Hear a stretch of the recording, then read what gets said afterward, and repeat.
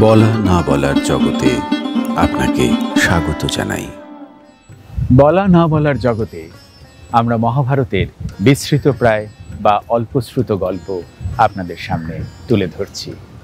আজকের কাহিনী ভীষ্ম এবং রাজধর্ম।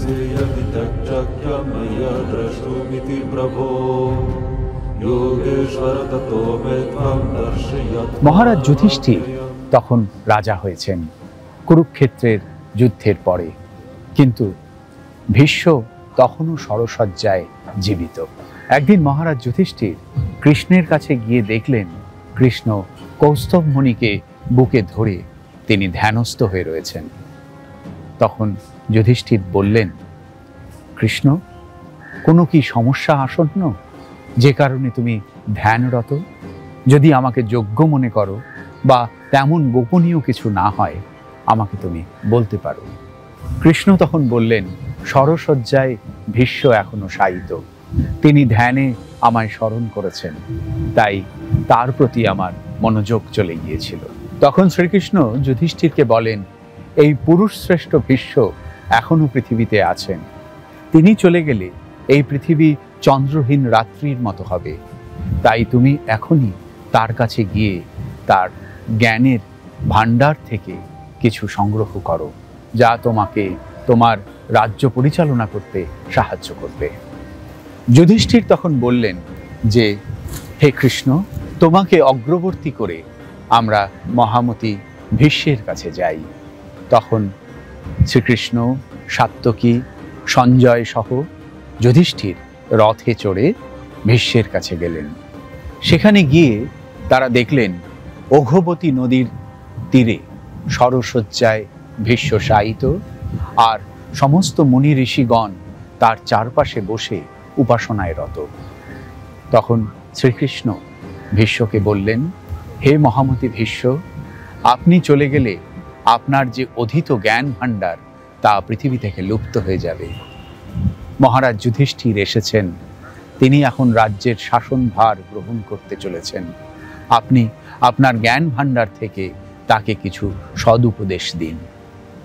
ভীষ্ম তখন হেসে বললেন, হে নারায়ণ, তুমি যার পাশে রয়েছ তাকে আর কি আমার জ্ঞান দেওয়া শোভা পায়?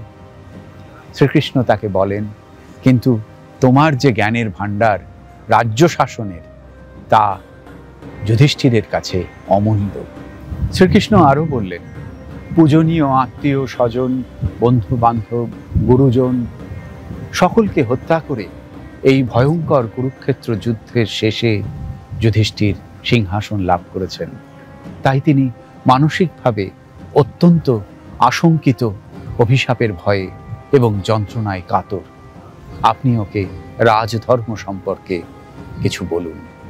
যুধিষ্ঠির নতজানু হয়ে ভীষ্মর পাশে বসলেন। তখন ভীষ্ম তাকে বললেন, পিতা, পিতৃব্য, পিতামহ, ভ্রাতা তারা যদি অন্যায়ের পক্ষে যুদ্ধ ঘোষণা করে তবে তাকে বধ করাই শ্রেয়। তুমি তাদের বধ করে কোনো অন্যায় করনি, বরং তুমি ধর্মের পালন করেছ। তুমি নির্ভয়ে তোমার প্রশ্ন করতে পারো। ভীষ্ম বললেন, রাজধর্মই রাজার প্রধান কর্তব্য। তিনি শাস্ত্রমতে বিধি অনুযায়ী ব্রাহ্মণ এবং দেবতাদের তুষ্ট করে প্রীতি সম্পাদন করে সমস্ত কাজ করবেন। বৎস যুধিষ্ঠির, তুমি পুরুষকার অবলম্বন করে সমস্ত কাজ করবে। কেবলমাত্র দৈব নির্ভর হয়ে রাজকার্য সম্পাদন করা যায় না। তুমি নিজের দুর্বলতা গোপন করবে এবং পরের দুর্বলতার ছিদ্রান্বেষণ করবে, এবং মন্ত্রগুপ্তির কথা কখনো স্মরণ করে সর্বসাধারণের কাছে বলবে না। প্রজাদের প্রতি তুমি সদয় ব্যবহার করবে, যাতে সর্বদা তারা তোমার অনুরক্ত থাকে। রাজা সর্বদা মৃদু হবেন না বা সর্বদা কঠোরও হবেন না। রাজা নিজের হিতাহিত চিন্তা না করেই প্রজার মঙ্গল সাধন করবে। ভৃত্যকে অধিক পরিহাস করবে না, তবে তারা রাজাকে অবজ্ঞা করে উৎকোচ নিতে আরম্ভ করবে এবং রাজ্যকে জীর্ণ করবে। তারা বেতনে সন্তুষ্ট থাকবে না, তখন তারাই বলে বেড়াবে যে তারাই রাজাকে চালাচ্ছে।